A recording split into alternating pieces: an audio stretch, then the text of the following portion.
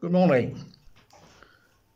In Paul's letter to the church at Philippi, the 4th chapter, and verses 13 and 14, he writes these words: I can do all things through him who gives me strength. Yet it was good of you to share in my troubles. This week we've passed the first anniversary of lockdown, and for many of us the past 12 months have really been quite difficult. Work from home if you possibly can. Don't go out to the office or the shops or school. Stay at home. Stay safe. Save the NHS. Save lives. So what's it meant? No meals out.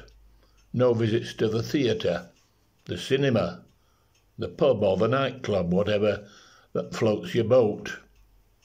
For the most part, no services in church.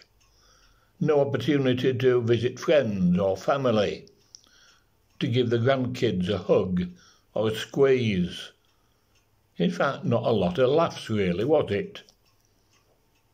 But, and it's a big but, think of the pluses too, not just the negatives.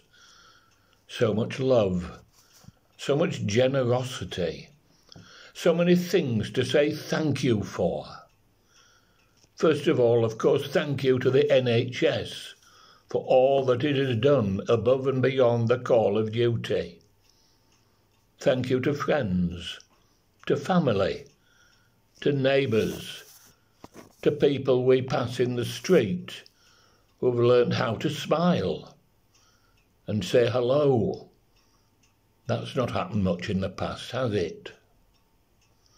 And of course, thank you to all the members of our church family here at St John's for all the phone calls, the little acts of kindness, the bunches of daffs on the doorstep, and most of all, thank you to God for giving us his Son, Jesus Christ. How often do we say thank you to God for this amazing piece of generosity? Or like so many other things, it's something that we simply take for granted. But remember those words of John 3:16, God so loved the world.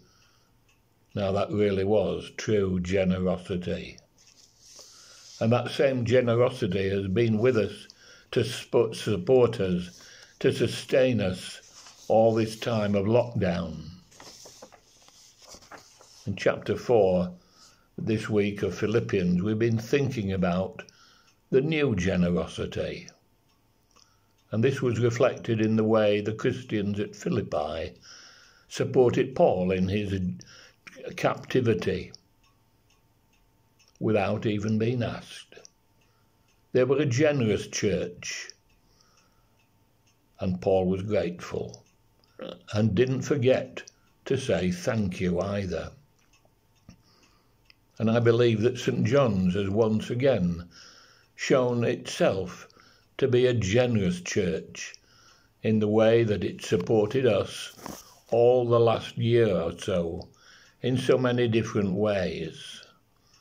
So to each of you who has shown us all the love of God, his overwhelming generosity in the way you have acted, not just in words, but in deeds too.